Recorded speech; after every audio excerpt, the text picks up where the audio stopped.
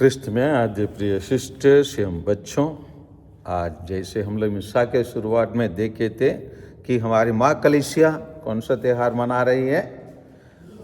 प्रभु यीशु का पवित्र नाम का त्यौहार है ना। इस पवित्र नाम का हम नाम का मतलब देखे, यीशु का मतलब यावे शेष हम लोग देखे थे। ईश्वर हमें रक्षा करता है या मुक्ति प्रदान करता है, उसको हम देखे। और उसी व्यक्ति को हम आज के सुसमाचार में हम देखते हैं कि संत यूहन्ना बपतिस्ता इंगित करते हैं, इंगित करके उनको बताते हैं। क्या इंगित करके उन्होंने बोला? देखो ईश्वर का मेमना जो संसार का पाप हरता है। तो ये देखिए ना, इस फिंगर इंग्लिश में इसको इंडेक्स फिंगर कहते हैं, और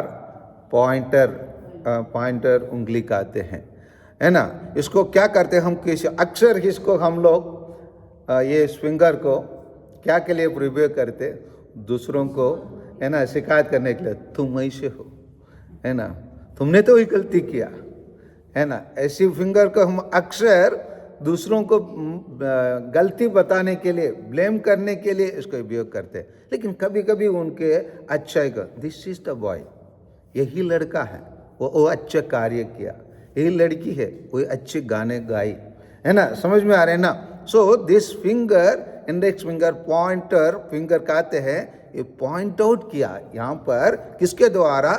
यूहन्ना बपतिस्ता द्वारा पॉइंट आउट किया, देखो ईश्वर का मेमना जो संसार के पाप हरता है। और उसके बारे में वो क्या बताता है? क्योंकि वह मुझसे पहले विद्यमान थे, वो उसके बारे में पूरा जानकारी वो बताते जाते हैं। वो मुझसे पहले विद्यमान थे। कोई व्यक्ति जन्म होने के पहले विद्यमान रहा तो वो कौन हो सकता है? ईश्वर हो सकता है ना। और इसीलिए वो बताता है, वो बताता है जिसे उन्होंने भेजा है, वो कहा मैं भी उन्हें नहीं जानता था, परंतु जिसने मुझे जल से बपतिस्मा देने भेजा है उसने मुझसे कहा था, तुम जिन पर आत्मा को उतरते और ठहरते देखोगे वही पवित्र आत्मा से बपतिस्मा देते हैं। और कहता है मैंने देखा और साक्ष्य दिया कि यह ईश्वर का पुत्र है। वही ईश्वर का पुत्र को हम क्या नाम देते हैं? यीशु देते हैं। और यही व्यक्ति को जिसको हम यीशु नाम देते हैं, उसके बारे में हम लोग आज के प्रार्थना के प्रारंभिक प्रार्थना में हम लोग सुने थे, जिससे ईसा का नाम सुनकर आकाश, पृथ्वी तथा आदलों के सब निवासी क्या करेंगे? घुटने टेकेंगे और पिता की महिमा के लिए सब लोग यह स्वीकार करें कि ईसा मसीह प्रभु है। दुनिया के अंत जब आएगा तब सभी लोग क्या करना पड़ेगा? ईश्वर का पुत्र के रूप में ग्रहण करेंगे। और इसीलिए 9 में भी, इसीलिए हम लोग जनवरी 1 के दिन में भी देखे थे, इसलिए ईश्वर ने उन्हें महान बनाया और उनको वह नाम प्रदान किया जो सब नामों में श्रेष्ठ है, सब नामों में श्रेष्ठ है। और ये इसीलिए कलीसिया उसी नाम को याद करते हैं। और हम लोग देखेंगे तो बाइबल में जितना भी नाम दिया जाता है वो कारण नाम है।